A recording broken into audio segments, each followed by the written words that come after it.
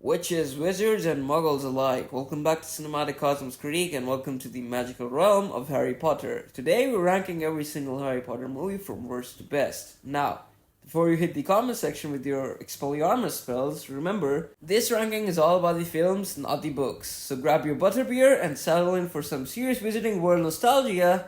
And yeah, there will be reasons behind every rank, so let's just dive deep into it. Kicking off our list at number 8 is Deathly Hallows Part 1. Now, we're not saying it's a bad movie, far from it, but let's face it, the setup for the film is for the grand finale, and boy does it feel like it. The tone is dark and brooding, which is fitting, but the pacing? Not so much. We spend a good chunk of time of the movie camping in the woods with Harry, Ron, and Hermione, figuring out their next steps. Sure, we get some beautiful moments like Ron and Harry's tension coming to a head, but this one lacks the epic scope that fans were hoping for. It's more of a chess move than a checkmate, and that's why it lands at the bottom. Number 7 goes to Order of Phoenix. Now, don't get me wrong, this film has some great moments. We see Harry leading Dumbledore's army, standing up to the Ministry, and that fight in the Ministry of Magic between Dumbledore and Voldemort was simply breathtaking.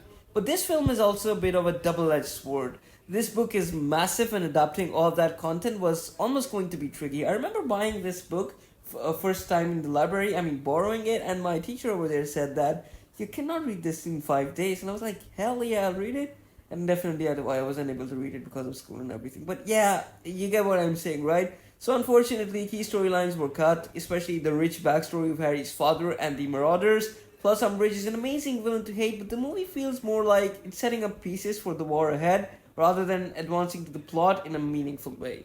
At number 6, we have Chamber of Secrets. Now, this is one that is often underrated, but it's actually a really solid film. It leans into the mystery element and the tension of students being petrified, adds a nice creepiness to the Hogwarts halls. Plus, who could forget the reveal of Tom Riddle and the diary? The problem? It feels like Harry and friends are just kids here. While it's a fun adventure with some great action sequences like the Basilisk, anyone? It doesn't have the emotional depth or stakes of the later films. It's a bit like Hogwarts 101, good fun, but not quite mature enough. Number 5 goes to Half-Blood Prince. This is where things get really dark, but it's also where we're dealing with teenage romance, and that's not always a good thing. The love triangles between Harry, Ginny, Ron, and Hermione can feel a bit forced. That being said, this film is important because it reveals a lot of crucial information about Voldemort's past and the Horcruxes.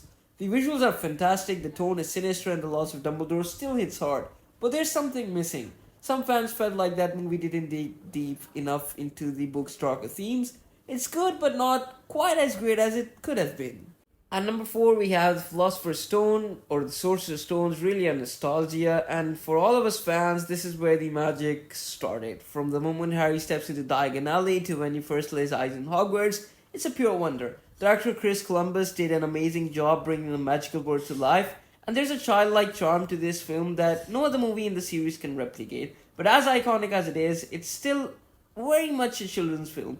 It's a bit simple compared to the complexity of what is to come later, and that's why it doesn't crack into the top 3. Number 3 is Deathly Hallows Part 2, the grand finale. This one is all about closure and it delivers in spades. The final battle at Hogwarts is epic, with every character getting their moment to shine. From Neville's stand against Nagini to Harry's final showdown with Voldemort, the pacing is tight and the stakes are high. But what really makes this movie stand out is the emotional weight.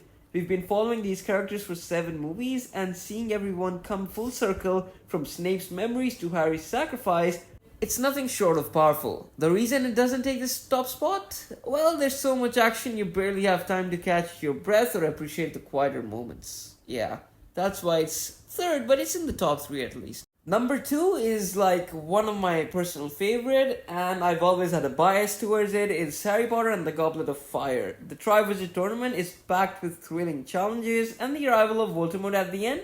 Chilling.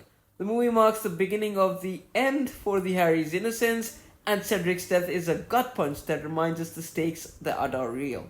The pacing is fantastic, and every task in the tournament feels its own mini-movie. Plus that Yule Ball drama? Classic. The only reason it's not number 1, some fans felt that a key way from moments from the book were glossed over or cut entirely, like the Quidditch World Cup. And lastly, perhaps everyone will agree, is Prisoner of Azkaban. This movie took the franchise to new heights, both in terms of storytelling and visual style. Director Alfonso Cuarón gave the series a darker, more mature tone, and it works beautifully. The introduction of Sirius Black, the time turner plot, and the emotional revelation about Harry's parents add layers of complexity to the story. Plus, the cinematography and the special effects, especially the Dementors and the use of light and shadow, are incredible. It's a perfect blend of magic, character development, and plot twist, making it the best in the series. And that's our ranking of every Harry Potter movie from worst to best. What do you think? Did we get it right, or did we put in your favorite movie too low? Let us know in the comments below, and don't forget to hit the subscribe button for more magical content. And until next time, Cinematic Cosmos Creek signing out.